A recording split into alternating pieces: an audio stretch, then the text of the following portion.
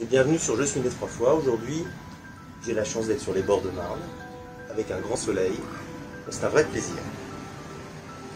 Je voulais aujourd'hui que nous parlions résilience ou gestion de crise. Nous sommes au cœur, évidemment, de notre chaîne Je suis né 3 fois. C'est vraiment le sujet. Alors d'abord, j'ai envie de faire appel à votre mémoire. Souvenez-vous lorsque nous avions fait la vidéo sur le confinement. Dans cette vidéo, j'insistais sur la profondeur, l'opportunité que représentait la solitude. J'insistais sur cette occasion de creuser en soi, de chercher à savoir qui l'on est, de chercher à définir comment rebondir. La vie n'est que mouvement et les crises nous permettent parfois d'explorer ce que l'on a perdu en cours de route, parce qu'on perd des choses en cours de route, parce que la vie est comme ça. Je fais appel à votre mémoire une deuxième fois. Dans la vidéo que nous avons tournée avec Gilles Payet, dans une interview que nous avons eu la chance d'avoir avec lui, il évoquait cette capacité de rebondir après la crise, de profiter de ce temps long pour dire « Ok, mais il y a des choses qui sont possibles, d'une autre façon, mais c'est possible ». Tout ça, c'est la résilience, c'est la gestion de la crise.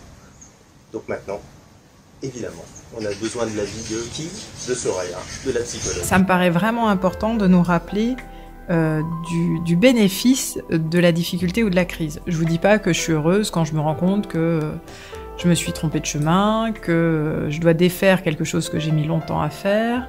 Voilà. Mais par contre, me rappeler que la crise me permet de me dépasser, ça reste une grande joie et ça m'aide.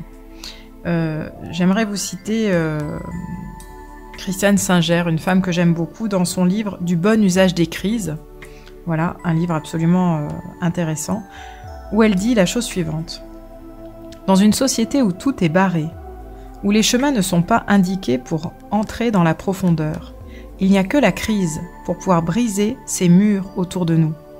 La crise qui sert en quelque sorte de bélier pour enfoncer les portes de ces forteresses où nous nous tenons murés avec tout l'arsenal de notre personnalité, tout ce que nous croyons être. » Et dans le droit fil de cette femme, que j'admire beaucoup, je pense au livre « Le chevalier à l'armure rouillée », où finalement cet homme, à force de garder son armure, ne peut plus l'enlever. Et il me semble que, voilà, à force de faire certains combats, parfois à l'extérieur, ou même par rapport à nous-mêmes, nous gardons un certain nombre d'armures. Et au début du livre, à un moment, il veut enlever cette armure, mais il ne sait pas comment l'enlever. Il croise un ménestrel, et effectivement, c'est passionnant parce que le ménestrel lui dit « Tu as beaucoup de chance ». Et le chevalier lui dit « Bah non, j'ai une armure, j'arrive plus à l'enlever, je vois pas où est ma chance ». Et le ménestrel lui dit « Tu as beaucoup de chance parce que toi, tu la vois, ton armure. Alors que nous tous, nous portons des armures, mais est-ce que nous les voyons ?» Et finalement, ces crises, ces difficultés, ces moments de remise en question, ce sont des possibilités pour dissoudre l'armure.